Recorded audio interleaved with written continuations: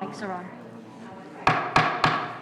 Would the council please come to order? Please stand. We'll be led in prayer by Alderman Darrell Wilson. Almighty God, we ask for your blessing upon the members of this council as we assemble here in this chamber to conduct the ongoing business of our city. With your guidance, we will strive to ensure that all of our decisions are for the common good, and your inspiration will instill respect, compassion, and thoughtfulness in all of our deliberations. Give us the strength and the wisdom to lead by example as the people's representatives, and that peace and harmony will mark all our proceedings and keep us faithful to the trust placed in us by the citizens of our community. Amen. Amen. Pro Tem Mark Bettencourt, please. I pledge allegiance to the flag of the United States of America and to the republic for which it stands, one nation, under God, indivisible, with liberty and justice for all.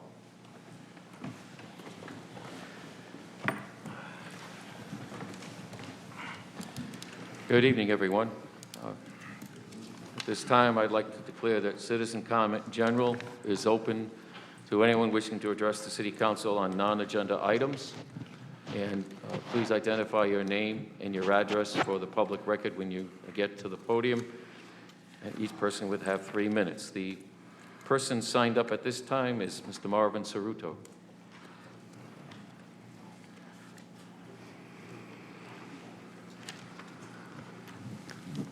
Good evening. I'm Marvin Cerruto, 100 Star Street, Norwich, Connecticut, the United States of America, which is a republic and not a democracy. Thank God Almighty. I'm here to talk about Christopher Columbus. I happen to believe he was the greatest sailor and probably one of the greatest Catholics that ever lived. The city of Norwich, city of New London, the county of New London has disgraced Italian and Sicilians. And I'm not going to stand for it. Last week I had a great time. Went to Federal Hill in Providence. You've all heard of Federal Hill in Providence, haven't you? Nothing but American flags, nothing but people speaking English, because when we came to this country, we became Americans. We didn't change this country into Italy. You know, my father went back to Italy in the Fifth Army. He was wounded in combat twice, missing in action twice. And that's what they did. They sent Italians back to Italy to liberate Italy. And I'm very happy to be the son of a Purple Heart recipient. We'll talk about some folks here. I happen to believe that the nation of Italy provided mankind with the greatest accomplishments ever. You got radio signals here? That's Marconi. Marconi did that. You've got plumbing? Venturi did that. Talk about good classical music that both the Germans and the Austrians studied because of their mathematical ability. Vivaldi, Rossini, Verdi. And then we go back to me being a nuke. Enrico Fermi. You know, Einstein just scribbled on a blackboard, but Enrico Fermi put nuclear power into providing electric generation. I'm very proud to be an Italian. Especially, I'm very proud to be a Sicilian.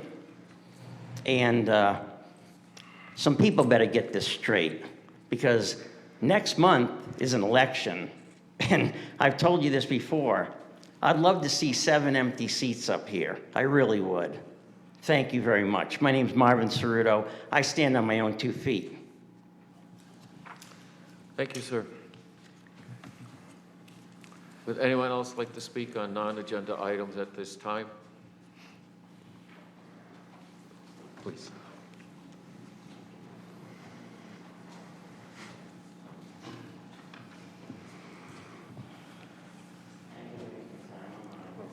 Tough to follow.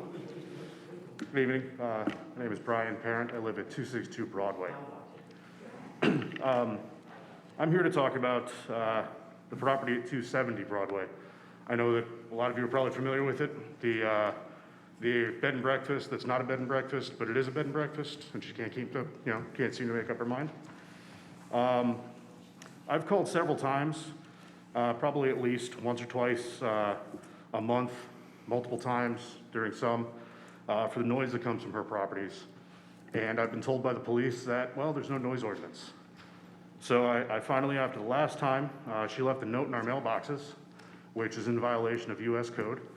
And she also left a threat on the bottom, an empty threat, but a threat nonetheless that if we called the police to enforce a non-existing ordinance, she would go ahead and make sure that our property taxes were audited. Well, the joke's on her. I called the police and I ran, so she can live with that. But that kind of spurred me into action, and I looked into some of our own ordinances. And I don't presume that anybody is 100% familiar with every single one of them, but I'm a submariner and I can just sit and focus on anything for hours. So that's what I did. I found under Article 5 that registration's requirement, and I also realized and understood that she did at one point put in for a permit and then stop the process for whatever reason. And these are all things just maybe help spur the council into action. There's no permit. I don't know how big the rooms are, but if they're not 120 square feet each, it's not owner occupied and operated because it's owned by her LLC.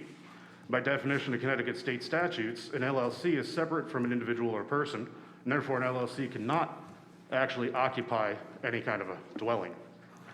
She's also in violation of the actual noise code that I did find, which is under Appendix Alpha, Chapter 4, which says all uses of land wherever located. And I won't read the entire statements from them, but with the exception of time signals, construction is the exception and not the rule. The same goes for any use that causes noise that goes outside the property boundaries. I'll be sure to have these in my pocket the next time I call the police, which will probably be in about 5 or 6 days.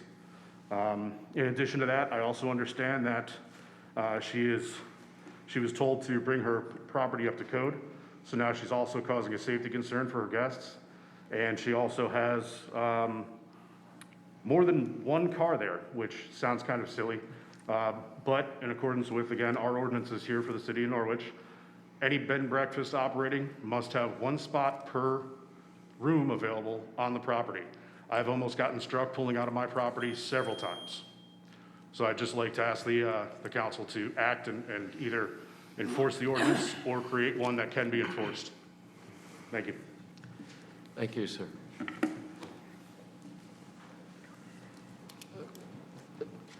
Please, Ms. Fishbone.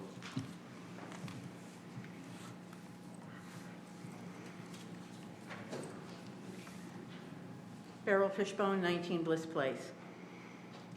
Relax, guys. I'm not going to yell about the water this time. I am going to remind you that we're still waiting. We're still waiting, and there's a bunch of other houses that are still waiting for action. Not talk, not promises, action. But I am going to stand here and say thank you, because this is going to be your last meeting if you decide to cancel the first one in November. So I want to say thank you. I want to say that the citizens appreciate, I know it doesn't always seem like it, but we really do appreciate the time, the effort, your willingness to try. We're going to miss some of you. Some of you will welcome back.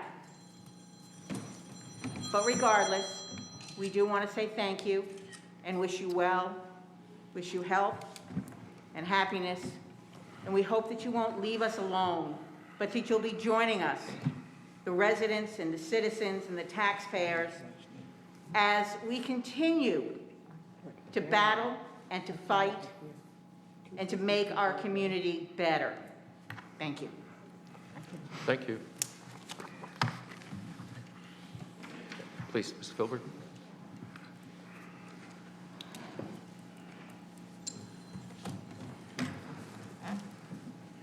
Good evening, Joanne Philbrick, 10 Elm Avenue. First of all, I want to share with you that October is National Disability Employment Month.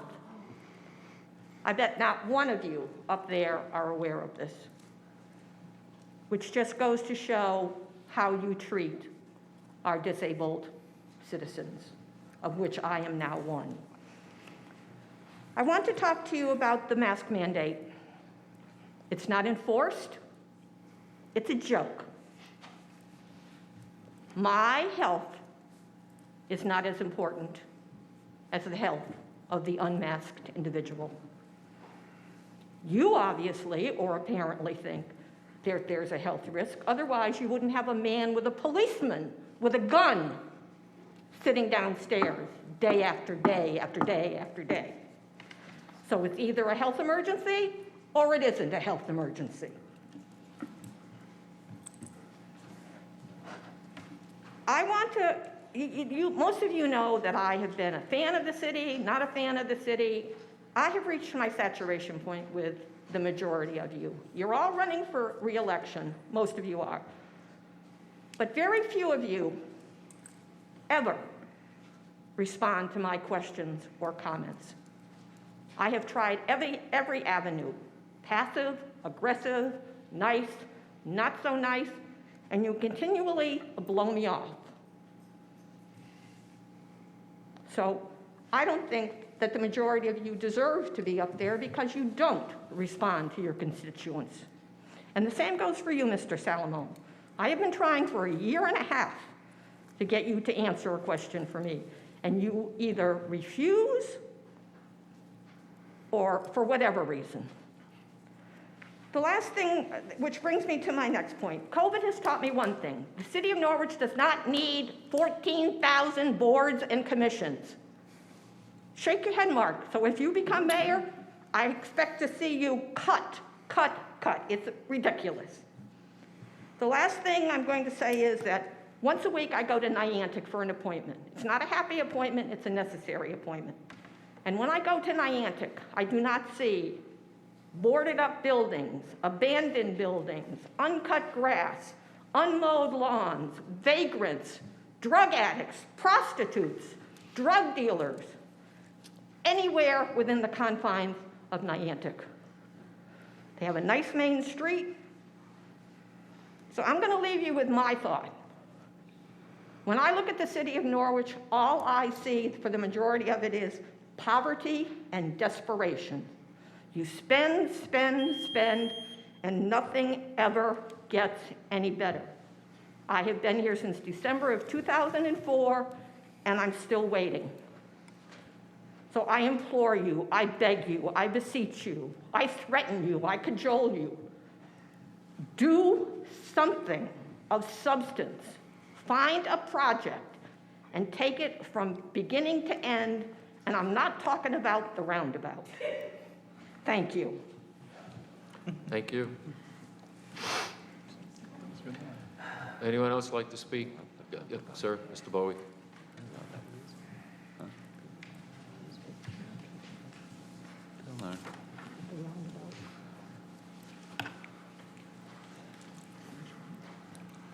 Good evening, Rodney Boyd, 62 Roosevelt Avenue. This past week I spoke on the radio about removing the sign of Columbus up here. How ridiculous can we possibly get? I watch this all over the country. You know, I travel the East Coast a little bit too, and I see signs, sculptures, mementos and things like this here taken down. Hell, they even went and changed John Wayne Airport out in the West Coast to something or other. I don't know what. But I want to see Columbus up the head of the hill. I'm not Italian, but I look around the countryside here, I look at the churches, and I see things that Italians, Greeks, and the rest of these immigrants that built. Now, I've sailed the oceans of this country and the world, I've been as far south as Sri Lanka, been all over the Mediterranean, been all over Cuba, different places all over. Anyone that sails out on that ocean deserves a friggin' medal. Now, I want to see the statue put back up. And I want to see the Italian community get enough stones to put that thing back up there. It belongs there. Part of the heritage of this particular town. Now, the other side of the thing is, I spoke about our woke police department. I want them to get some stones. Now, my neighbor had 15 911 calls on his particular property. If that isn't harassment, I don't know what is. Now, it's got to stop. I don't want to see it done to any other neighbors. I don't want this stupid witch that lives across the street from me taking pictures of me that they can put on Facebook or some other thing. Now, at some point in time, that has to stop. And it's our police department, got to get off their butts, just exert themselves just a little bit. Hell, if they can cite me for disturbance of the peace because some guy slugged me up behind the head, I guess they could at least do that with this idiot woman across the street from me. I've had enough. I don't want her taking pictures of me. I don't want her photographing me. Or when I step out my door, I don't want her running out and say, "I got you on camera." Come on, folks. That's harassment. I've had enough. Thank you, sir.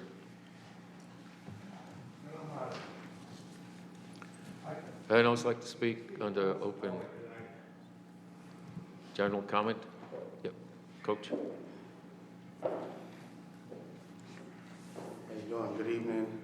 I'm Derek Smith, president of Norwich Youth Football. Just want to say I thank you for assisting us this year and helping us improve our football field.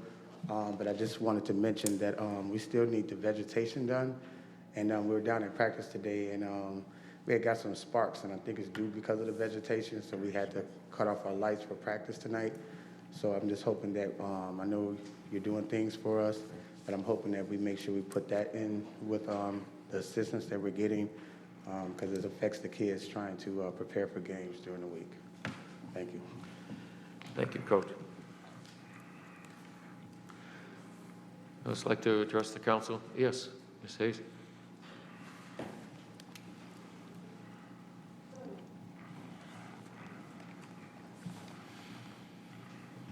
Good evening, Sheila Hayes, 382 Laurel Hill Avenue. Just a couple of things in response to the gentleman who spoke earlier. On several occasions, I know it may be frustrating that we believe our police department can come out and arrest people for harassment or other items of that nature. Many times they have to go get a judge to sign the warrant in order for that to go forward. So please start directing some of your comments to our judicial system, because our police department is only able to carry out their duties based on what our judicial system will allow them to do. My second item is I am still supporting, I don't know what the status is, but I am still supporting the police and fire receiving their payment from the ARP money for any sick time or any time missed during the COVID period. Our first responders, they had no choice. They could not stay home. I don't know what the ARP money is for if it's not to be utilized for at least covering our first responders. So as much as I appreciate, and I'll be speaking later to support other efforts, but I believe that they should be addressed, that issue should be addressed immediately with them, for them. Thank you. Thank you. Please.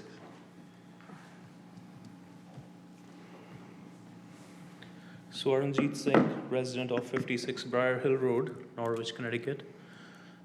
Just few recollections when I was in the community, what feedback I'm getting. Of course, you are also doing a lot of door-to-door campaign, and you get opportunity to meet a lot of people. Some of the issues are very simple, so I just don't know what it will take to solve them.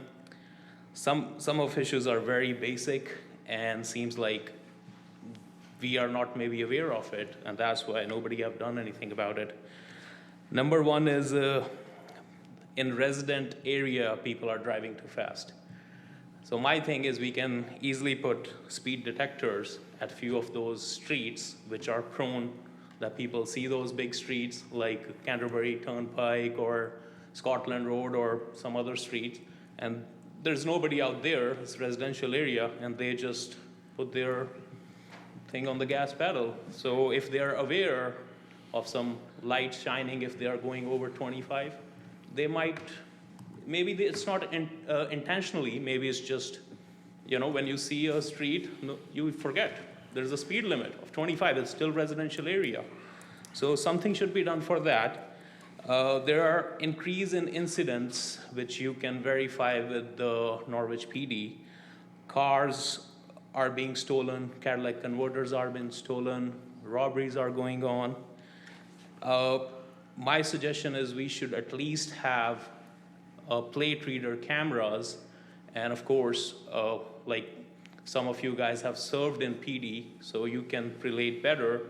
That will help our PD to catch those people and produce good results. So it will look good on city if we find those people, and it will be better for our community. So we should definitely invest in that. Other thing is kind of sentimental, because of course, a lot of people love you. They offer you water bottle when you go door-to-door campaign, offer you cookies, share your stories. But you also encounter people who are full of hate. And it is very unfortunate when people call you terrorist, and they go far to that extent. And I think we as a city should be doing more work to create that public awareness. Because maybe they're in their own small zone, they don't understand differences and what people's faith is, and maybe it's our duty to educate them as well, or put some of those resources for public health and awareness kind of thing. And lastly, absentee ballot issue. A lot of people didn't know that absentee ballots are still valid, even though they're not gonna get it in mail, but COVID-19 is still a reason for them to fill up the ballot. So my last thing is, it might be easy for us with all that ARP money coming to build infrastructure, but it takes a lot of effort to build community. We should definitely focus on building stronger community and community free from bigotry. So thank you very much for your time, and thank you all for your service. I think that's your last meeting, so thank you for all serving City of Norwich. Excuse me, Singh. I chose not to interrupt you while you were speaking, but please keep the mask on in the room. Okay, thank you. Thank you. I'd always like to address the council on agenda items. Anyone else want to address the council?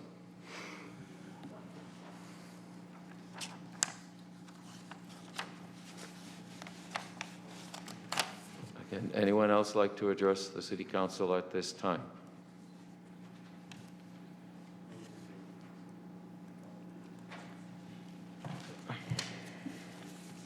Seeing no one else at this time, and I declare this to be closed. Thank you all.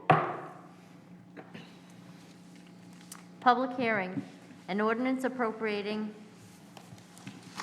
$2,750,000 for the updated design of various improvements and expansion of wastewater treatment facility, and authorizing the issuance of $2,750,000 revenue bonds of the city secured solely by sewer revenues to meet said appropriation, and authorizing the city and the sewer authority to enter into grant and loan agreements and a general resolution with the state of Connecticut with respect hereto. Thank you. I declare this public hearing to be open at this time, and I would call to the podium anyone wishing to speak in favor of this ordinance. And for the record, we have a letter to be read prior to the public hearing starting. To the Honorable Mayor and all the persons of the Council of the City of Norwich regarding the council referral of September 20th, 2021, an ordinance appropriating $2,750,000 for the updated design of various improvements and expansion of the wastewater treatment facility, authorizing the issuance of $2,750,000 revenue bonds of the city secured solely by sewer revenues to meet said appropriation, and authorizing the city and sewer authority to enter into grant and loan agreements and a general resolution with the state of Connecticut with respect hereto. The Commission on the City Plan, at an October 12, 2021 hybrid special meeting, reviewed and discussed the above referenced referral. Seated were Frank Manfredi, Kathy Wazika, and Swanjay Singh, and Les King. After careful consideration, the Commission voted unanimously to favor a forwardable recommendation to the Council pursuant to Chapter 15, Section 4 of the Charter. Reason: a strategy of the 2013 POCD is to manage utility infrastructure and specifically to improve the wastewater treatment system. It's respectfully submitted, Frank Manfredi, Chairman. Thank you. At this time, would anyone like to address the council on behalf and in support of this ordinance? Please.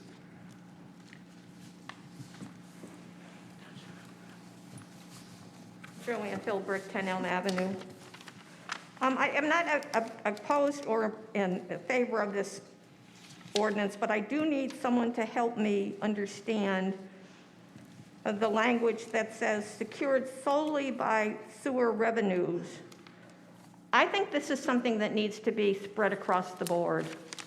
If you take the number of people that utilize the sewer system, the number of residents, it is not 100%. It may not even be 75%. So I would like someone at some point in time to explain to me how much, if any, I can expect to see of an increase in my sewer rates. This is just the tip of the iceberg. It's something that's long overdue. It's something that needs to be done. But, as you just said, according to the Commission on the City Plan and the Plan of Conservation and Development, in 2013, they recommended that you start adhering to sewer upgrades. It's now almost 2022. Now, I know things take a long time in Norwich, except, of course, if it's the roundabout. And so I'm just, if someone could get me that information. If you can't or don't want to, then maybe Mr. LaRose could. Because as a senior citizen on a fixed income, I've reached my saturation point. I can no longer afford to live here. Thank you. Thank you very much. I would like to speak in favor of this ordinance at this time. Sir? Good evening. Robert Bell, 122 Broadway. I am in full support of expanding, making improvements to our infrastructure, especially even with our friends over at Bliss Place across from, in the area of Bacchus Hospital. So I'd like to see us, including more on infrastructure versus and just one spot, because across the city there are many areas that need to be addressed, and we can talk about that more, hopefully more with you guys next year. But and I do want to touch on the sewer. Now we all know, we all live here in Norwich. Our sewer cost is more than our water cost, and our sewer cost is just an estimate based on what we use on water. It's not metered. Some of us are overpaying. Some of us are underpaying. So this is just a guess on how much you're using as far as your waste goes. So that is one other item that should be addressed when we start talking about using that money and possibly even increasing the rate based on an estimate, a guess, before we move forward with that. Or at least address it alongside of this.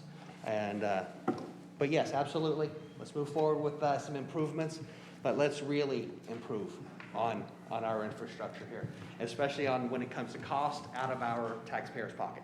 Okay, thank you. Thank you. Anyone else like to speak in support of this ordinance at this time?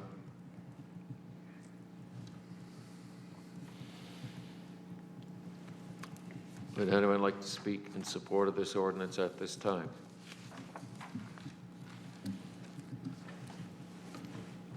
Would anyone like to speak in support of this ordinance at this time?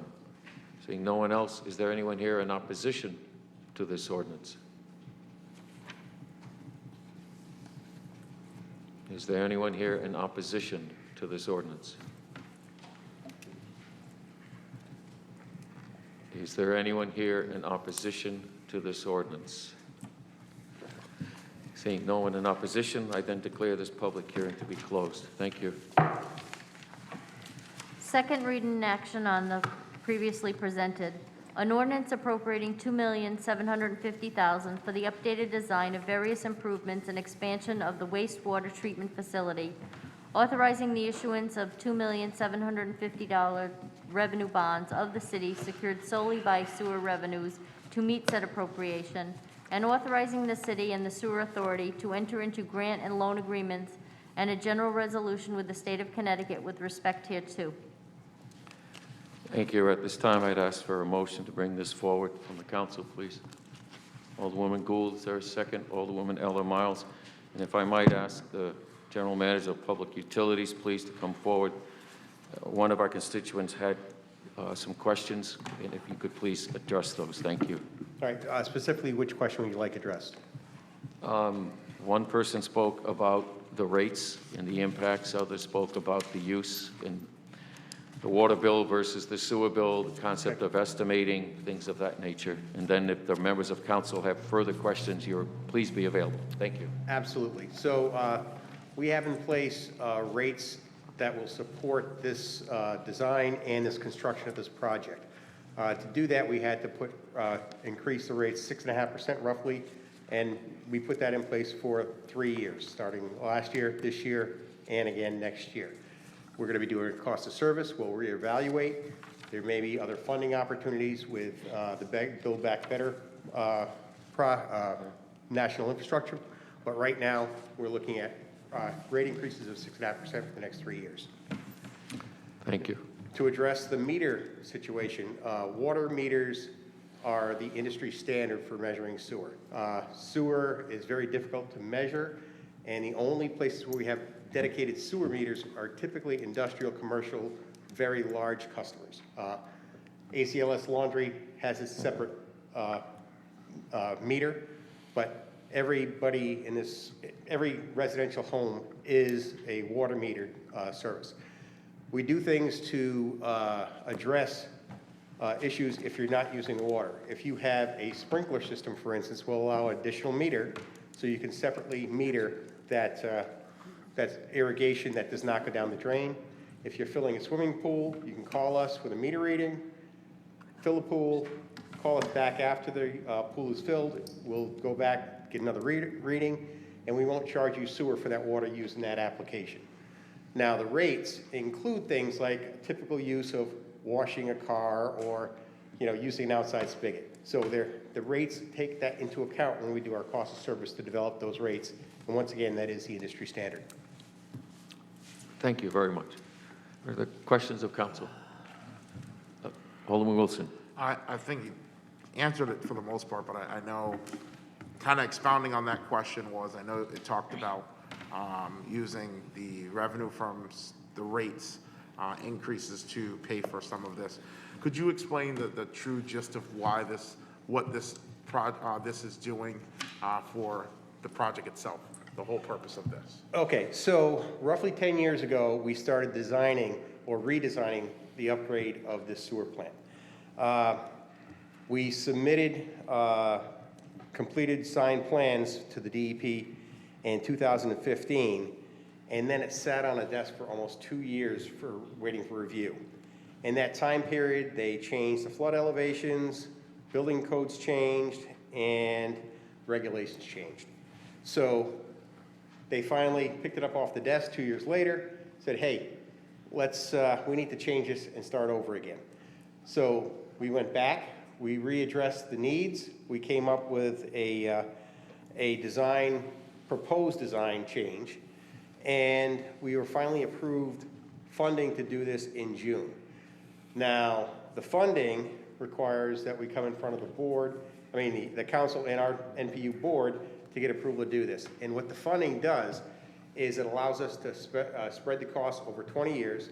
It allows us to get a 20% grant. So it's very beneficial for us to use these bond funds to pay for this. And in that redesign, we're increasing the peak flow for wet weather conditions. We have new technology that we're going to be using throughout the project, and the economics have changed, and where we had a digester to truck away solids, now we're going to be trucking away liquid waste, and so it's a completely different process because of the economics of the industry. So significantly different. We expect the design to be completed in December 16th of this year. We've been assured that they're going to have a quick review. We plan on going out to bid in early winter and break ground in the fall of next year, summer, fall of next year. Thank you. Thank you. And the reason I asked that is because there have been some of us who weren't up here during the beginning of that process, but also others who don't understand the phased approach that some talked about when they came to the podium, that this has been a long process, but understanding that that's the phase that we're getting to. So thank you. Yeah, you're supposed to redo these projects every 20 years and relook at your plant. We're at the 40-year range, and I'm not saying that NPU has been completely flawless in how we've executed, but I think we have a good team internal and a good team with DEEP right now. We are ready to get this thing done. Thank you. Alderman Wilson, all set? Yes. Thank you. Pro Tem, please. Mr. LaRose, regarding the increases in rates, you mentioned you'd be reevaluating after the 3 years are up. Was it possible those rates will sunset? Or will they stay built into the system? They stay built into the system. Okay. This is phase one of a three-phase project that's going to happen in the next 10 years. First phase, $80 million, and it basically replaces all the guts of the infrastructure on Hollyhock Island. Phase two is a wet weather train, which will take up to 80 million gallons of combined sewer overflow and treat it at the plant. And that's a whole new design, new thing. That's phase two. And phase three is replacing the Rose Alley pump station, so we can pump all of that large amount of combined sewer overflow down to the plant. So it's 3 phases. First phase is 80 million. The rates are being put in place for all 3 phases. Thank you. Thank you. Alderman Nash. Yeah, Mr. LaRose, one of the questions was asked why the cost isn't spread out to all the citizens of Norwich. Can you explain why? All right, so when we look at our rate consultants and we look at how this should be done, it's the recommended rate. If the city decides to do infrastructure and pay for infrastructure with taxes, the utility will have no issue with that. It's really a council decision. We are basing this on ratepayer only paying for the upgrades. So if the council so chooses to pay for a portion of this through taxpayer rates, some towns do that, some towns don't. We traditionally have not here, but we're open to it. But rate consultant has put the rates in place to cover just ratepayers. Thank you. And roughly 50% sewered in the city. Thank you for the explanation. Alderman DeLucia. Thank you. Hi, Chris. So, just to piggyback on top of that, traditionally or historically, it's been done that way because the people that benefit from having the city sewer system are the ones that end up paying for the upgrades, right? So a homeowner like myself that has a septic system on a 5/8 of an acre lot that was supposed to be a 2-acre minimum neighborhood, right? And is on the hook for $18,000 to $20,000 worth of septic system, I'm not also paying for a sewer system that I'm not even connected to. That's the idea behind it. Yes. Thank you. There are other beneficial improvements by not adding pollution into the river. So obviously, the whole city of Norwich is bettered by having a better sewer plant, but the most of the value does go to the users of the sewer system. Right. So the other part of that was, last I recall discussing this with you, there was about maybe 6,000 customers that are connected to sewer. Is that roughly Yeah. correct? And what percentage of that, what percentage is that of all of the utility customers citywide, like for comparison to? We have 22,000 electric. Or how many water customers versus Yeah, water 9,000 and water. sewer? Right. It's roughly close, water and sewer are very close, 10,000, 9,000 in that range. We also serve surrounding communities, water and sewer, and if surrounding communities sign on to capacity, that would lower costs for the city of Norwich as well, or the Norwich ratepayers. Right now, we're not seeing large quantities of outside sewer use right now.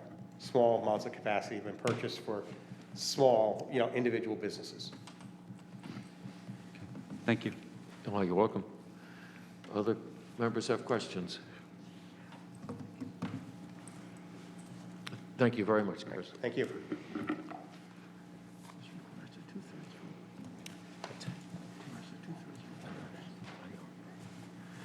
Okay, you have a roll call, please. Alderman DeLucia? Yes. Alderman Miles? Yes. Alderman Wilson? Yes. Alderman Gould? Yes. Alderman Nash? Yes. President Pro Tem Bettencourt? Yes. Mayor Nystrom? Yes. That's 7-0. Motion passes 7-0. The ordinance is adopted.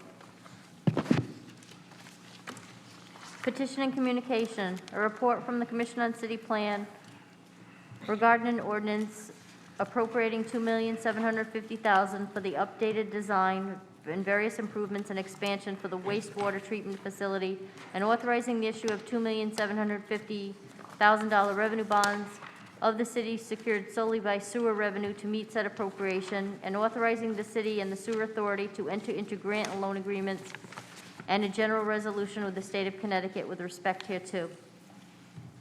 Thank you. A motion, please, to accept this correspondence. Alderwoman Miles, second. Alderwoman Gould. State discussion. All those in favor? It's unanimous, 7-0. Number 2, report from the Public Works and Capital Improvement Committee regarding entering into an agreement with the Connecticut Department of Emergency Services and Public Protection for facility upgrades to the Ockham Fire Department. A motion, please, to accept this correspondence. Alderman Wilson, second. Pro Tem Bettencourt. State discussion. Seeing none, all those in favor? Yeah, I don't have it. Where's the correspondence, please? It was emailed to us. It was emailed. It was emailed to us, but Emailed. I Do you saw want me to read I saw it? through Yeah, yeah, if it's not, yeah, please read it for the record. Thank you.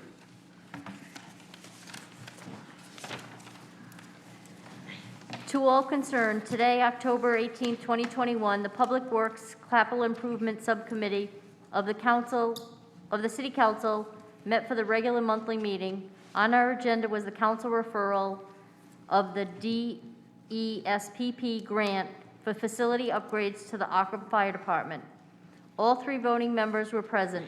On a motion to forward a favorable recommendation to the City Council on a resolution to accept this grant, the committee was unanimously in its support of the recommendation, with the caveat that all aspects of the project are executed in collaboration and consulting with the Planning and Neighborhood Services Department of the City of Norwich. Respectfully submitted, Joe A. DeLucia, Alderman and PW/CIC Chairman, Norwich City Council. Thank you. Is there further discussion at this time? If not, all those in favor? Unanimous. It's adopted 7-0. City Manager's report. Thank you. This is the city manager's report for October 18th, 2021. Meetings attended were with state representatives and legislators, Southeastern Council of Governments, Conference of Municipalities, Region 4 Emergency Support Plan, Public Safety, and NPU/City Coordination Meeting. Representatives from Norwich Emergency Management, Connecticut Department of Emergency Management, and Homeland Security, Small Business Administration, and FEMA toward properties in Norwich that experienced flooding damage from Hurricane Ida. Approximately 45 residential and business properties were surveyed in person for damage. The tours were conducted as required by FEMA to verify initial assessments of damages with the hopes of receiving a FEMA disaster declaration for Norwich. Unfortunately, New London County may fall shy of the total number of properties that have sustained what FEMA classifies as major damage. Mark Waters, Deputy Emergency Management Director, is still working with FEMA and will advise those affected. The city received our members' equity distribution check for $57,090 from the Connecticut Interlocal Risk Management Agency, KERMA. KERMA is the only carrier that returns equity back to its members, not shareholders. Norwich Human Services has completed over 1,000 renter rebate applications for elderly and disabled residents. All divisions of NHS are in the process of administering the ARP funds as detailed in the council resolution. The Recreation Department Trunk or Treat event will be held Friday, October 22nd at 6 p.m. at the Rose City Senior Center. They are still looking for volunteers and decorated trucks for this fun, safe family event. Please call the Recreation Department at 860-823-3791 for more information. The Senior Center, along with Uncas Health, held its first Pfizer COVID-19 booster shot clinic on Thursday, October 14th. Clinics will run weekly on Thursday during the month of October. City Clerk Betsy Barrett and Executive Assistant Jackie Barbarossa led a group of out-of-town individuals on the Norwich City Hall Facts and Folklore Tour on Tuesday, October 5th, as part of the 31st Annual Walktober. It was good to be able to have in-person tours again after the COVID-19 restrictions were loosened. Norwich and the surrounding area still have several more walks planned through the end of October. The Registrar's Office would like to inform voters in Precinct 6 that this year's polling place will be in the community room of AHEPA 110 at 370 Hamilton Avenue. Voters in this area have been notified by mail. Feel free to contact the Registrar's Office at 860-823-3754 for any additional questions. I have attached the Fire Chief's report that was presented at the October Public Safety meeting, the Treasurer's report for the quarter ending June 30th, and the reports from City Department and NCDC and Otis Library for the quarter ending September 30th, 2021. And that concludes my report for this evening. Thank you, John. Are there questions of the city manager? Alderman Wilson. So my big question is, I know as I believe the mask mandate is coming to, the date that it ends is coming. Is there a plan moving forward as to next steps when it comes to that? Well, I'm trying to be consistent with it, Alderman and Alderman Wilson, and I wanted to see at least 3 weeks of decreasing infection rates. We've had leveling off and then 2 weeks of decreasing infection rates. So if that trend continues, then most likely we would discontinue the indoor mask mandate. Okay, and then the only other thing that I have is those that are able to volunteer, decorate a trunk, please come out. I know the Recreation Department does an excellent job with the trunk or treat event. The kids love it. It's a safe way for kids to trick or treat during this time, and I would implore those that have the opportunity and are willing to come out and volunteer. Thank you. Thank you, sir. Other questions of the city manager? Yes, Alderman Delusha. Thank you. John, at the last public safety meeting, which was last Wednesday, we spoke of the fact that New London County had one of, if not the highest county infection rates in the state. Yes, And Norwich is the town with the highest infection rate in the county. we're close to New London, but yes, we have the highest. And hence the erring on the side of caution by maintaining the mask mandate. Yeah, I'm in no rush to do it. We'll see what the trend looks like. Unfortunately, the city also lags behind in immunizations, and that goes hand in hand with infection rates. And although the health district and others are working hard to try to expand the list of people to be inoculated, we still lag on that, and I think that ties in directly to some of our higher infection rates. And in terms of enforcement, our options are limited at best. Wouldn't you say, and this is, again, referring back to our conversation on Wednesday. Yes. The perfect world would be that everybody would be adhering to it. Well, we don't have a perfect world. What we do have, if a resident utilizing that particular business or the business itself makes a complaint about non-compliance, the police department will respond to that. So it's on an as-needed basis. Obviously, if we had, we'd have to have quite a large system in place to stop it immediately at that point. So we usually base it on a per complaint basis.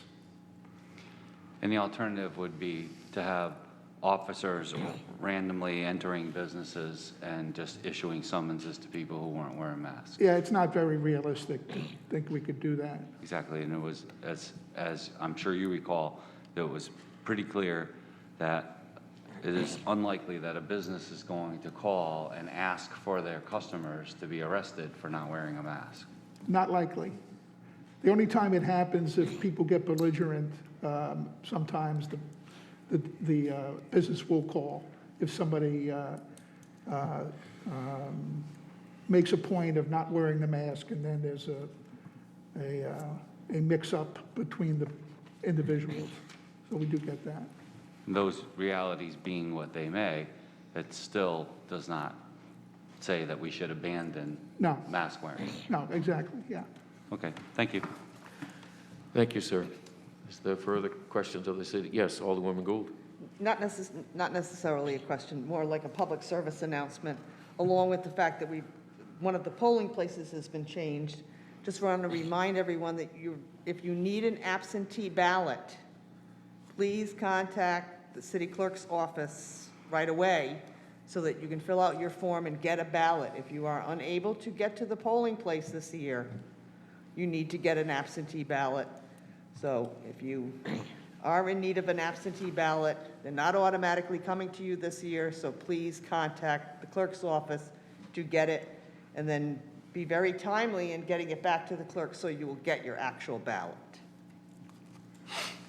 And number two, if you don't mind, this past weekend, the city, I think it's the Connecticut, Pat, give me the Connecticut City Planners Association, planted shrubs and bulbs in the roundabout on Franklin Square. And along with thanking those individuals who showed up, I think our Public Works Department needs a special thank you for their efforts in getting that work done. And we'll see the fruits of their work next spring when the bulbs come up. So thank you to Public Works for their efforts, along with all the other individuals who helped, along with the Connecticut Planners Association. Thank you. Just for the record, Public Works as well as NCDC President Kevin Brown was there throughout the day assisting as well, and a number of citizens across the community. And we had fun. It was a nice project.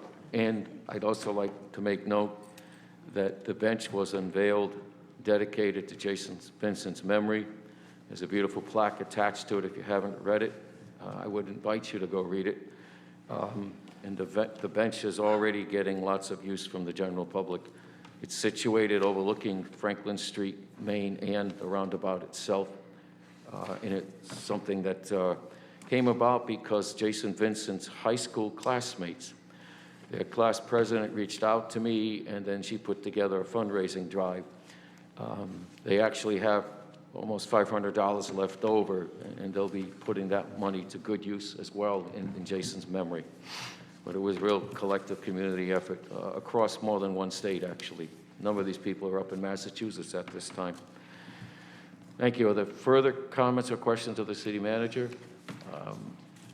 Okay, I will just add, we did have a vaccine clinic this morning at the food drive. There is a food drive next Monday at 80 Stonington Road,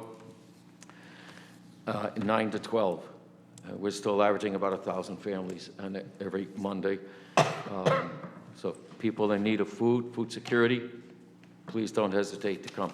It's open to everyone. Thank you. Okay, we're done. Please.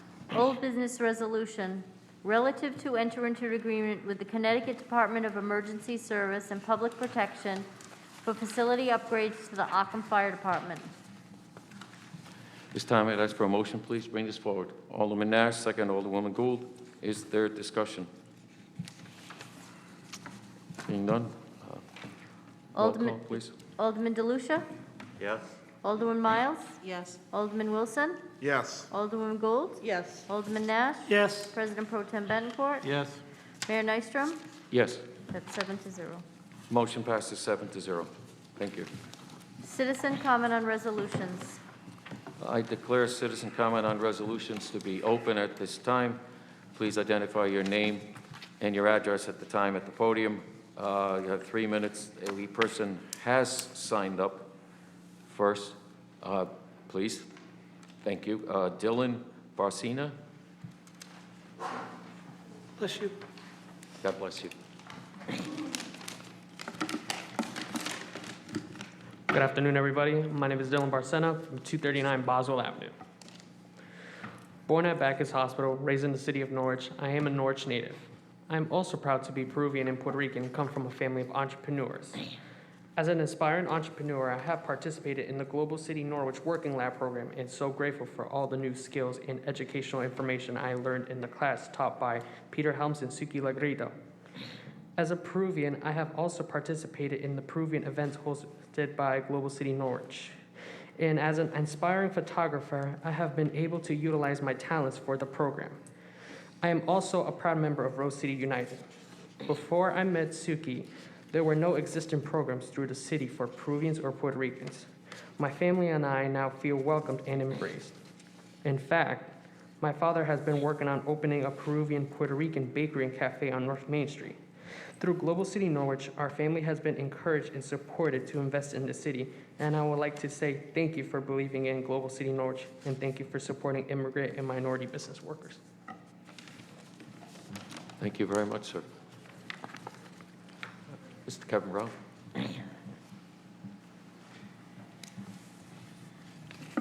Good evening, everyone. Kevin Brown, President of NCDC. I will just simply second everything that young man right there just said. I'm here tonight to thank you all for your support of Global City Norwich over the past 4 years. A couple of years of events and vibrancy, a year or so of bringing power to the city, literally, with the help of NPU, creating sites and locations where outdoor festivals can occur, and a couple of years of working with the low to moderate income and or minority population to help inspire that type of entrepreneurship and future businesses to occupy vacant spaces in downtown Norwich. In relation to the second resolution on tonight's published agenda, your support will give us the ability to continue that important work, and I thank you for taking it under consideration. Thank you. Thank you, sir. And I'd also like to address the council on new business resolutions. Please.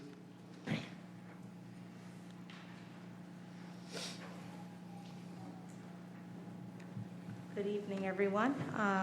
My name is Angelina Gardner. I'm a Norwich native, a proud Cape Verdean American, a mother, a grandmother, a wife, a business owner here in Norwich, and a community builder. I have been part of the Norwich community since birth. My grandparents came here in the 1800s. They raised their family.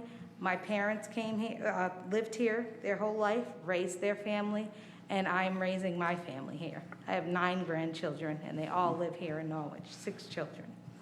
I'm sorry. I have been part of the Norwich community since birth, and I have had many proud moments, but one I would like to speak on is the day that I was able to stand on a stage on Franklin Street in downtown Norwich at the very first Cape Verdean Festival this city has ever seen, and paid tribute to the legacy of the Cape Verdean people of Norwich that have been part of Norwich since the 1800s.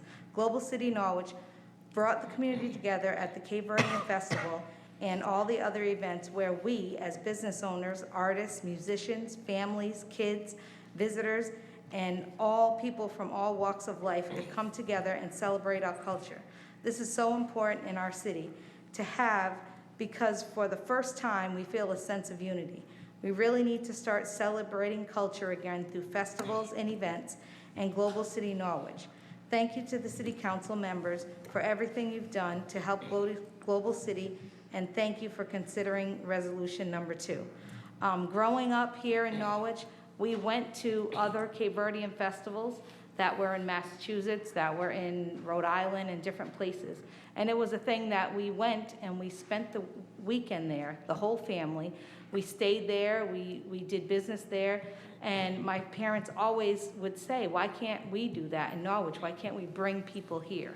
So it was a very proud moment to have that. We had thousands of people down there, and that's what I would like to do. I would like for the people to come to Norwich and spend that weekend in Norwich and spend money in Norwich and go into the Norwich businesses and just see how beautiful Norwich is. Thank you very much. Thank you very much. I'd also like to, yes, sir.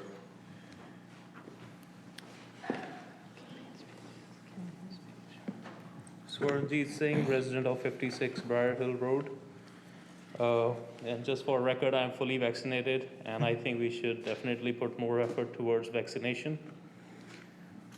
I support Resolution 1 for renovation of lighting at Jennings Field. I think it's important that we take care of our facilities and we invest in our community. I do support resolution number 2 as well, because I have a close working relation with Global City Norwich, and I have seen the impact that it has made on our community.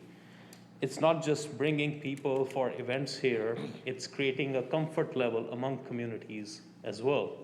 So it does solve that purpose. Also, when I was working on cultural calendar for our Norwich Public School, Suki helped me, and I was very glad we had this platform that we can have a working relationship, that we can create more, not just comfort level, we can do something good for community, and we can increase some education also through this platform.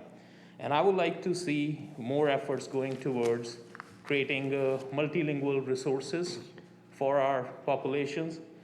Actually, I was reading one of the newspaper that I don't remember, but one of you went to door knocking, and there was a huge increase in population that was reflected that there was a communication gap, which means maybe as a city we should put more effort towards multilingual resources, and Global City Norwich is a very good platform that we can use to embrace these kind of relationships with different communities. Thank you very much.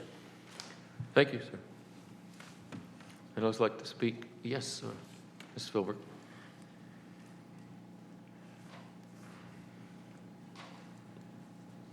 I'm still Joanne. I still live at the same place. I wanted to take this opportunity to talk about resolution number 5, and I'll try not to get too emotional. I have sat where you have sat twice. I had to leave my second term for very personal reasons that I were not so personal when I told about them. I understand the complexities and the nuances of sitting where you're sitting now. I did the best that I could with what I had. I made decisions that I regret to this day. I made those decisions based upon the influence of others. I've always been outspoken and true to myself, but I let it get the best of me. But I think the most important thing is,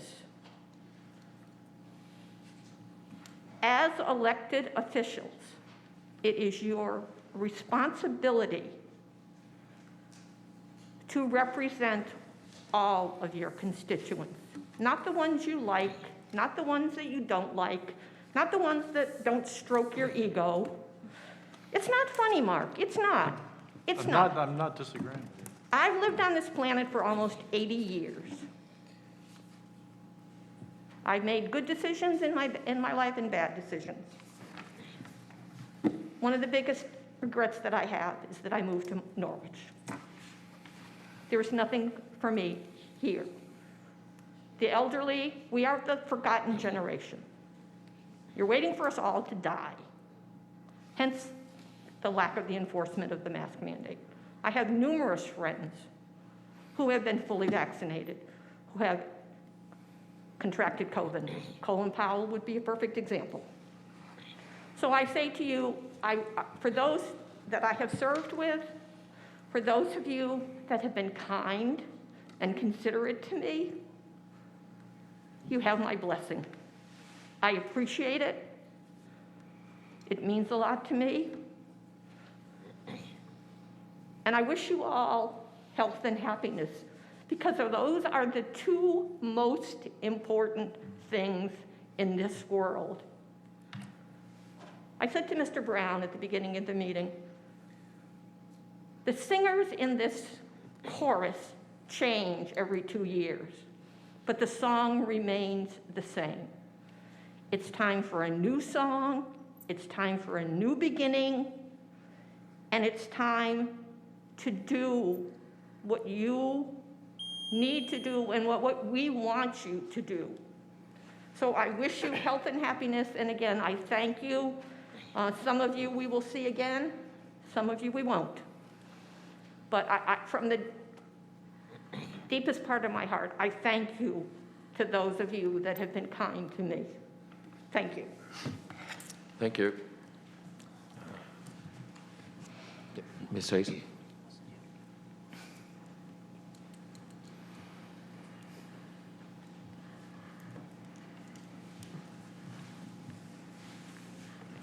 Good evening again, Sheila Hayes, 382 Lower Hill Avenue. I will start backwards and ask you to support resolution number 4, which is the increase in the permit fees at Mohegan Park. Those pavilions are very valuable. I have watched, and I am very grateful that those pavilions continue to be kept upgraded and maintained. I know that there's probably still some more work to be done, but they are of value to the city and a great asset. With respect to number 2, which is the appropriating funding of $150,000 for 3 years for global cities. And I'm going to put a different take on this. I'm going to ask you to support this because I have watched this city invest money, ask for sponsorships, ask private businesses, the public to volunteer, and we do that willingly, and we have done it for years, at least 15, 20 years that I've been actively back involved in the city. And then the city government will cut the funding from it. And I will point out the Sachem Fund, which has not been funded fully to the extent that it was supposed to, and we continue to ignore that. So I'm asking you to make a commitment to a program that has, you've heard the testimony from people, that has been viable, that has been active and welcoming people of all different races, ethnicities, religions, genders, whatever, into the city to help enhance it. So I'm going to ask you to support it for that reason. And for resolution number 1, I don't think anybody has to tell anybody sitting up here what the football field, Jenkins Park, is down at, that the lights are needed. Improvements are needed in all of our neighborhoods and for all of our neighborhood playgrounds. So I thank you for your support. Thank you very much. Yes, please. My name is Kendra Johnson. I live on Cliff Street, Norwich, Connecticut. I've been a resident for quite a while. I'm just gonna get straight to the point. You guys did make a comment on the trunk or treat. Sounds like cavities to me, but lucky for the dentist, they're the only ones benefiting from that. I wanted to say that the best thing about being involved with the festivals and events is the opportunity to help build a community and foster a sense of pride within the community and engage a community. What else outside a community festival can do that to the same degree? The hometown pride is a critical factor in the development and improvement of any community. And I was enlightened by many of these festivals because I was able to learn different ways of living, family traditions, food, music, art, the list can go on. It's unfortunate that not everyone can travel to these countries. So I believe bringing them into the community is the closest thing to the real thing. It's not every day we are doing the events, so why not? Learning, people feel more knowledgeable attending these events, you know, teaching new things to new other people, learning new heritages and whatnot. Connections are the glue that hold communities together. Without them, a community stagnates and the quality of life declines. It also helps strengthen relationships. Is where the bond, okay, so strengthening relationships is where the bonds among public and private organizations, government and neighborhood groups are forged, and where connections among elected officials, staff, volunteers, and interested residents are made. That's where your connections are made. I would advise hiring, training, the festival, and well, first of all, creating, if we don't have one, the festival and event management program. That's going to cover strategic planning, site management, budgeting, financial planning, marketing, sponsorship, and human resource management, volunteer recruitment, and event evaluation. Also, New London shouldn't be the only ones having all the attractions. Like, we like money too, so can we, you know, just maybe focus on our town and, I don't know, getting some more people to be a little bit more excited to come out here. Kind of like, I'm in my 20s, I'm 27. And I've seen a lot of things decrease here as far as things for kids. Fix the lights, they need to get fixed, kids need to do something. If you want a better town with better people, you gotta help, it starts with kids at least. And that's all I gotta say, thank you. Thank you, sir. Anyone else like to speak? Yes, please, Mr. Fishbone.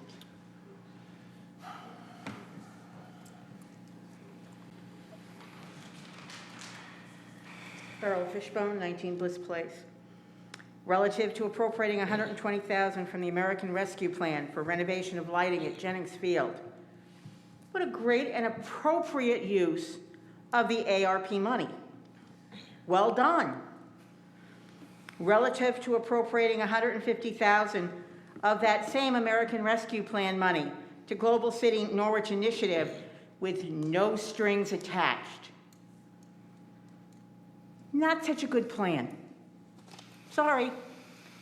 But if that's not going to be used for education and promotion of businesses, then I'm sorry, I can't go along with it. $50,000 would go a long way toward in public works. You know, you can still give, you know, Global City $100,000, but add some strings and make sure that it's used appropriately. Relative to the release of the city welfare liens, sounds like a plan to me. Relative to increasing the permit fees for Mohegan Park, I hate to do it. I hate it. But it's also necessary because the city is picking up the tab.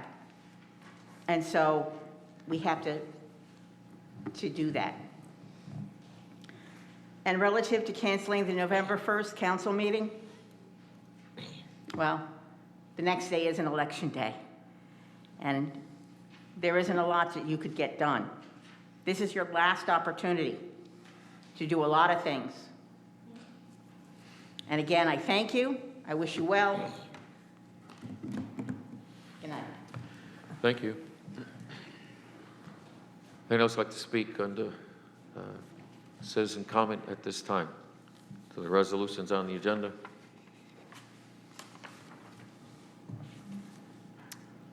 Anyone else like to speak at this time on citizen comment?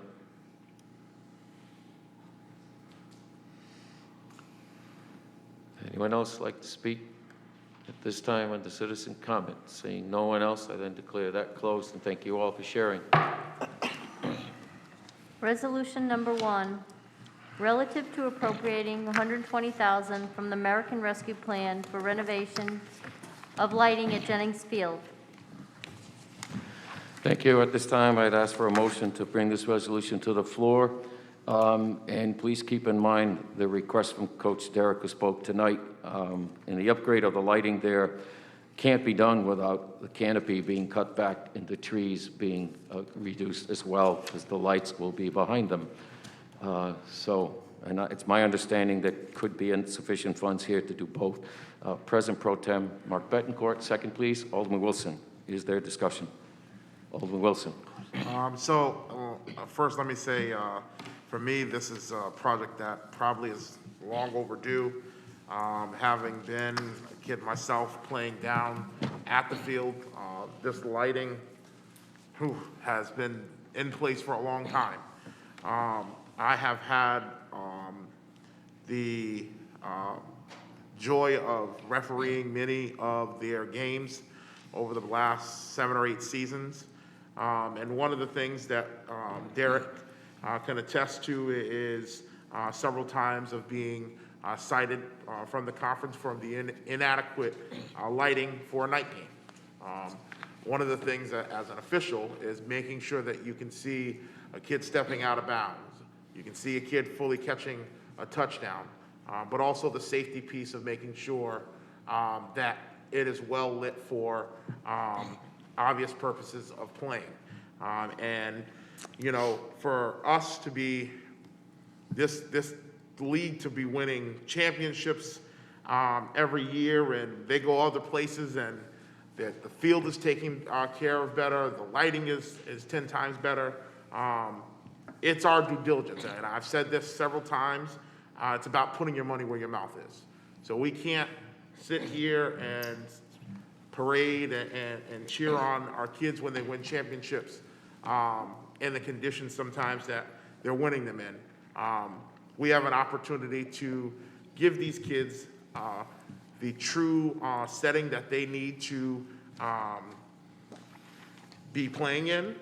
As Mayor Nystrom has said, there will be hopefully enough funding to cut back the brush and trees that are necessary in order to complete this project. But there is no reason kids should be walking down in the dark after practice, which is a thing.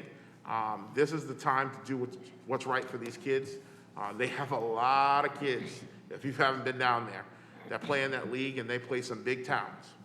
And if you ever go down there on a Saturday or Sunday, they got a game, cars all the way down Hamilton Ave. So this is more than overdue, and it's the right thing to do for these kids. I would say for the concerns that they have with the lighting, working possibly with NPU with some of the lighting so that these kids do have adequate lighting for practice.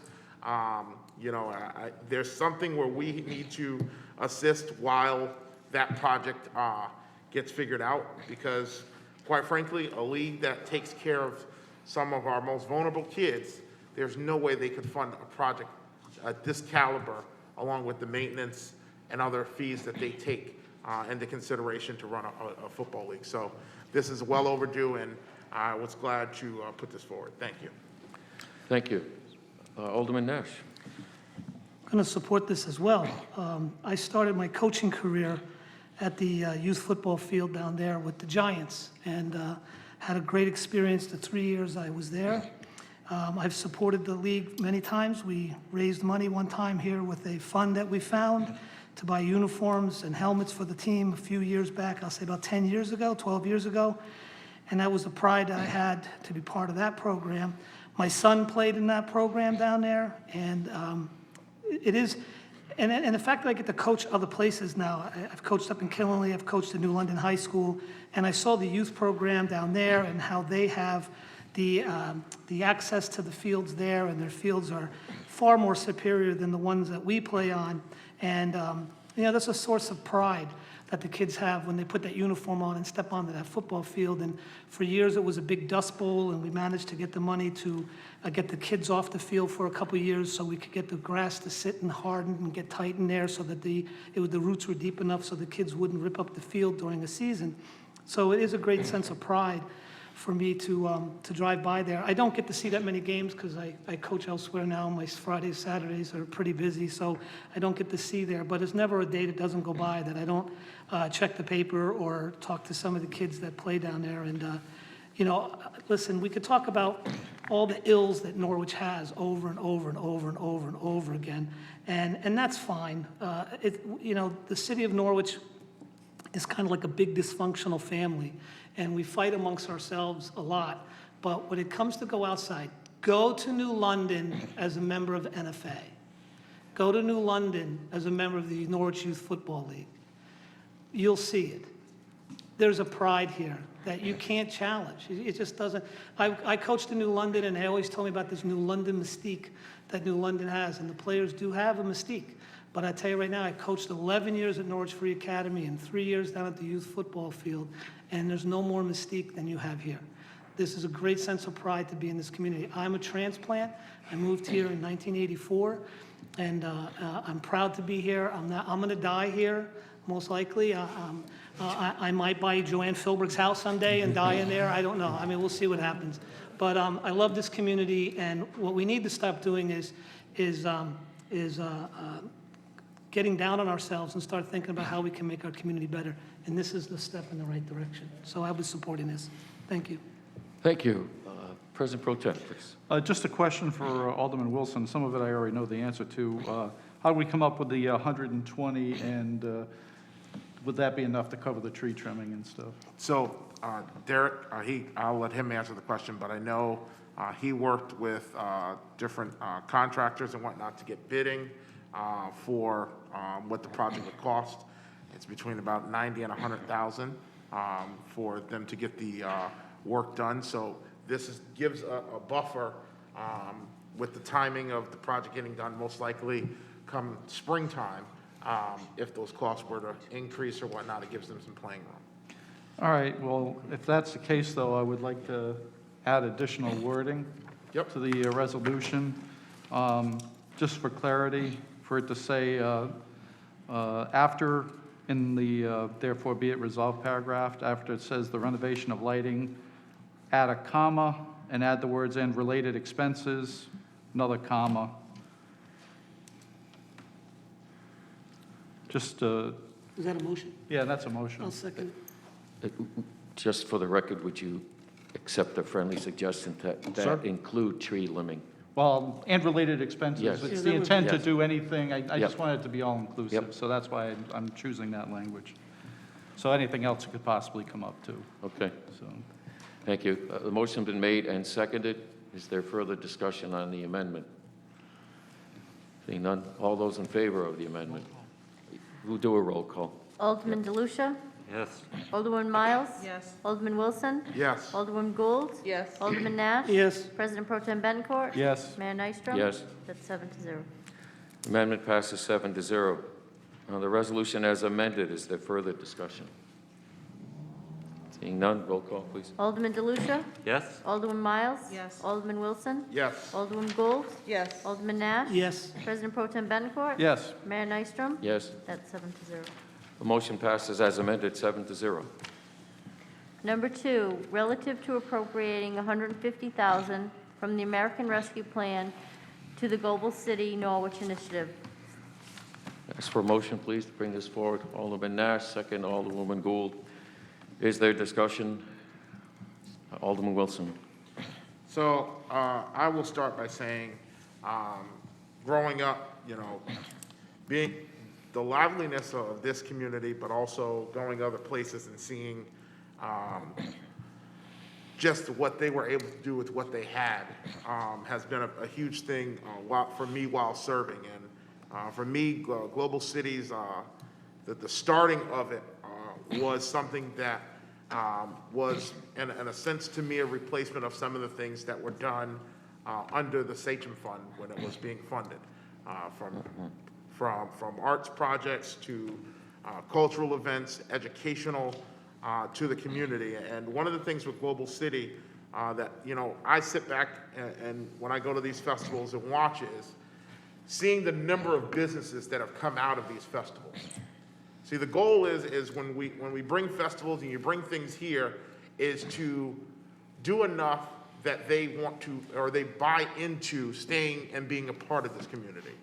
And so seeing young entrepreneurs and vendors become business owners in this community wanting to invest in this community is important. But also it's an opportunity. We talk about vibrancy of things that are going to bring people to want to move to this community. And this is just the tip of that iceberg. See, when you celebrate, cultures, they are invested in this community. And it's amazing that we have so many cultures here, such a rich history behind them. So for me, giving this money over 3 years gives a commitment for us to come up with a long-term plan. There are goals, just like any of the other ARP allocations, where reports and all of that will have to be made quarterly.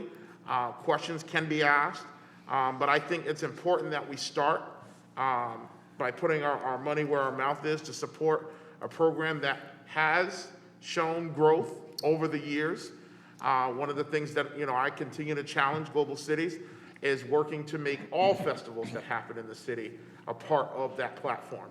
That way everybody feels that they're on the same playing field.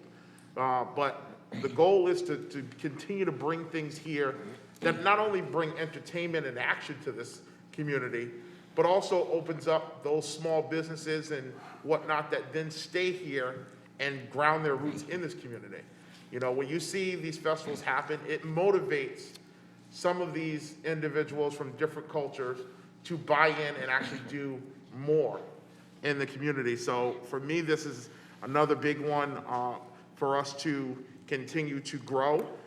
We had to cut last year, or this previous budget cycle, because of the circumstances, and this is a way for us to show long-term commitment over 3 years while we work along with Global Cities and NCDC on a long-term plan to keeping our city rich with activities and culture.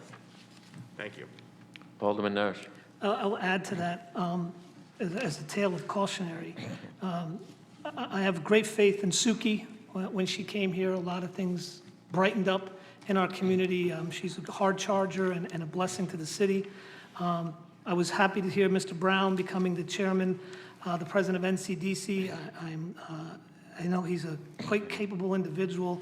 If you can jump out of an airplane, I'm sure NCDC is easy enough to handle. But I just want to remind people, when I first came here to Norwich, we had this thing called the Rose Arts Festival. And it was a week-long event, and tens of thousands of people came to our city for this week-long event. We had an international food festival. We had a beer night. I mean, this was no joke. I mean, we had top-notch entertainment here. Top wrestlers of the day back then, they had some venues there that came here. Andre the Giant, Sergeant Slaughter, Lisa and the Cult Jam, and a bunch of other bands came here. And it quickly ran out of money. And so I just want to remind everyone, this is a 3-year program, and it's going to be awesome because, listen, I think Norwich is at its best when they're doing festivals.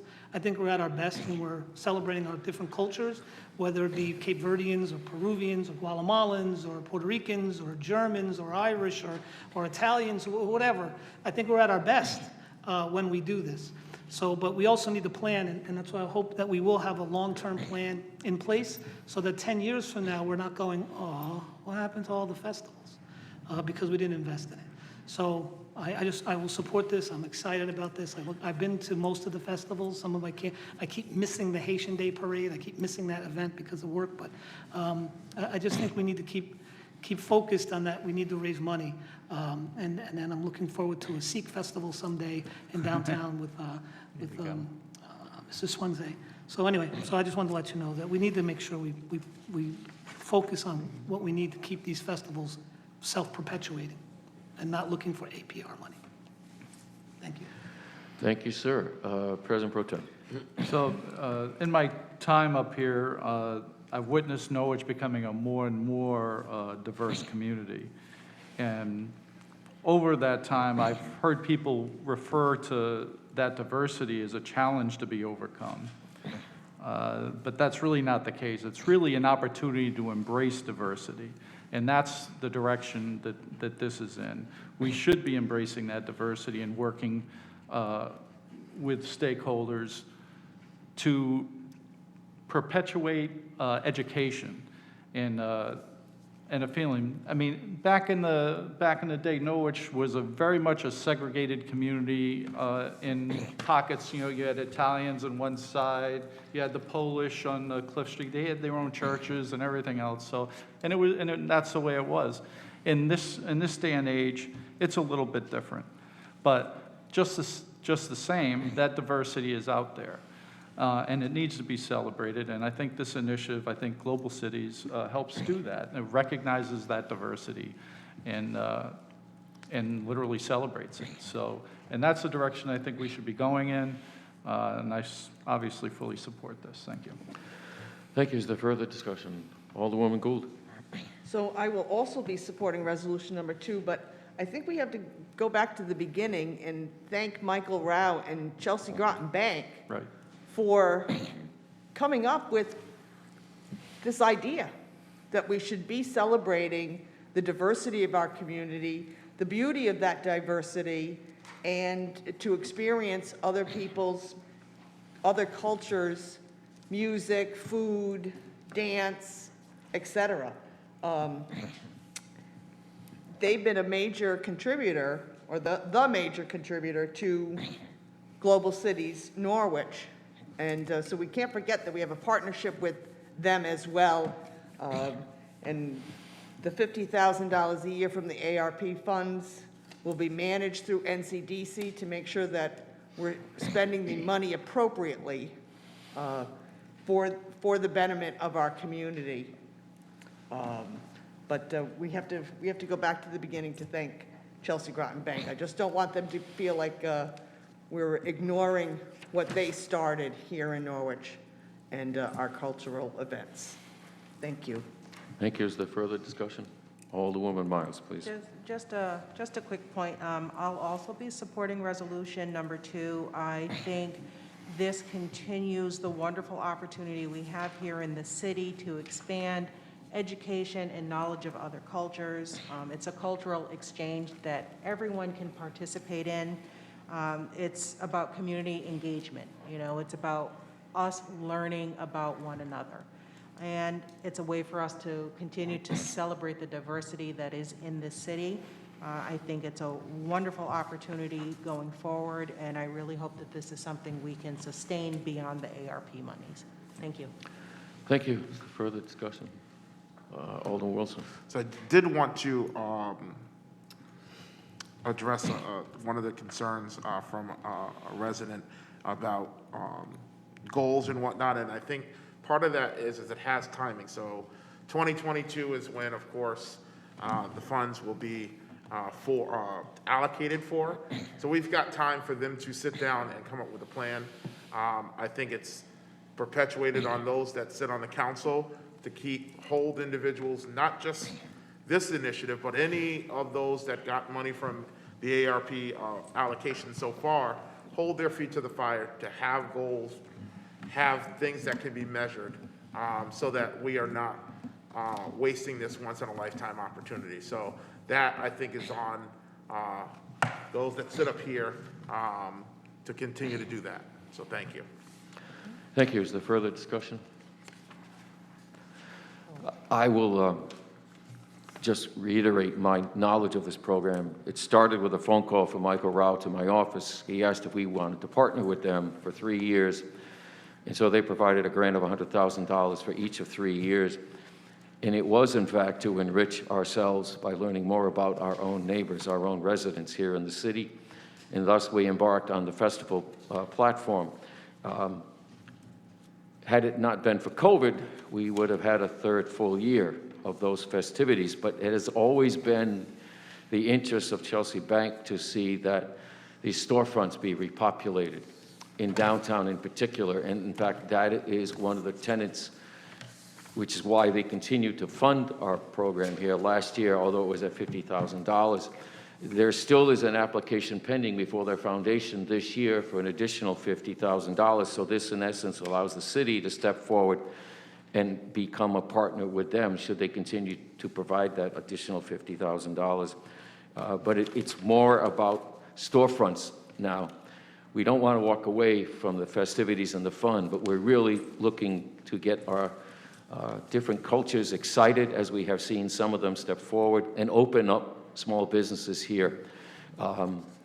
Michael came from the Washington Trust in Rhode Island, and that bank was engaged in the repopulation of storefronts in Westerly downtown. It had been successful then, they wanted to be successful here. So I'm very grateful that this resolution has been offered, because I believe it will help us move this forward and continue a partnership that started with a local bank believing in this community.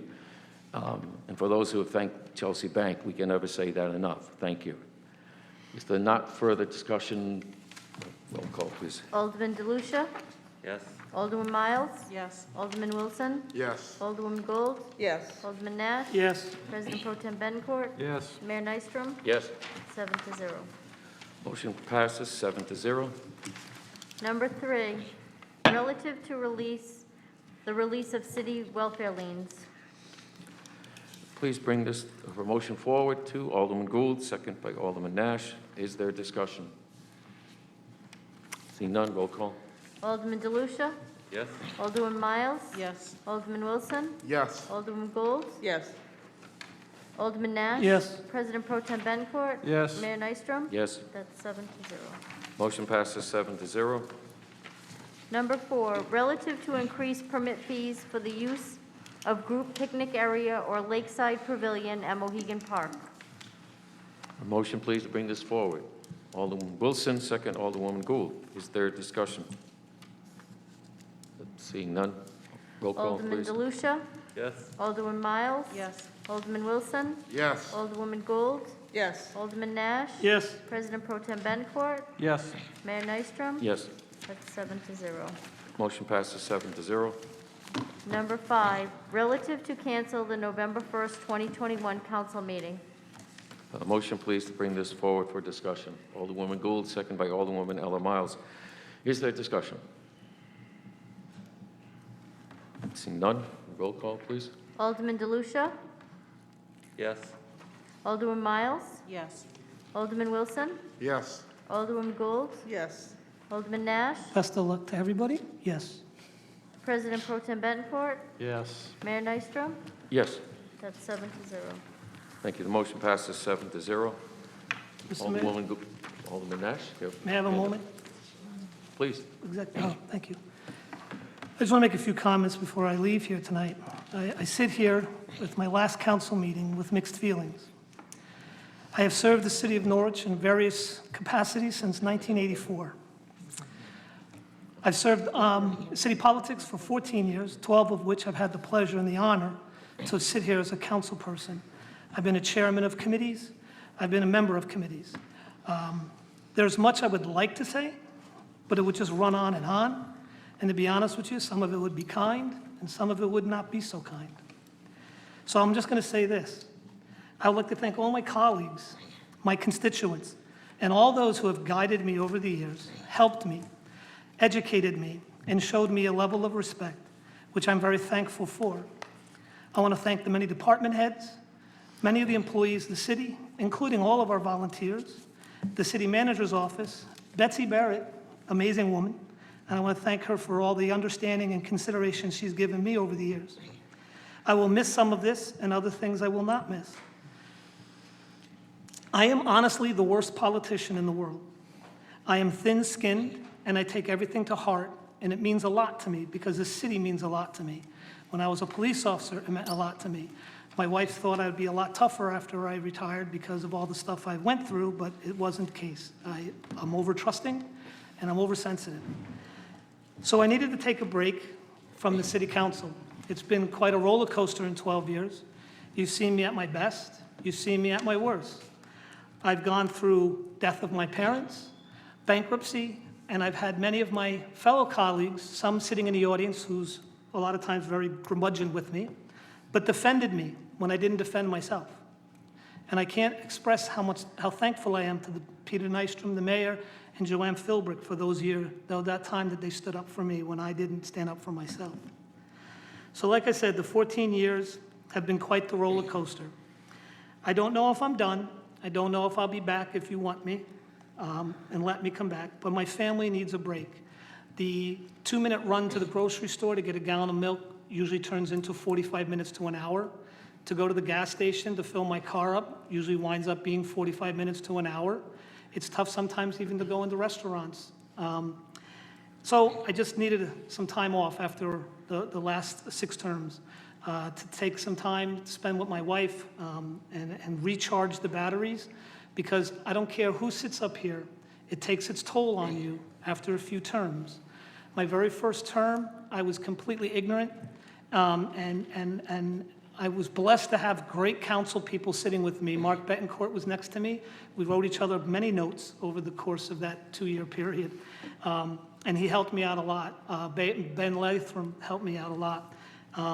And the closest person on the council is my council wife, Stacy Gould, who I want to thank very much for being a surrogate wife to me and helping me through many of the roller coaster moments, and Peter Nystrom for talking me off the ledge more than once. So I wish everyone who's running for office the best of luck. Be careful what you wish for. I want to wish all my constituents out there the best of luck. Please stay healthy and safe in this environment today. It's going to get better. Trust me, we'll get back to normal. This is no different than anything else. And I just want to say, again, thank you, everybody. I'm not going away. I'm just taking a break for a while. And if anything I can do for anybody out there, I know a little bit of the ins and outs of the council, so if you want to get some inside information about how things are done and handled, I'd be more than happy to help you out there. So God bless everybody. Thank you.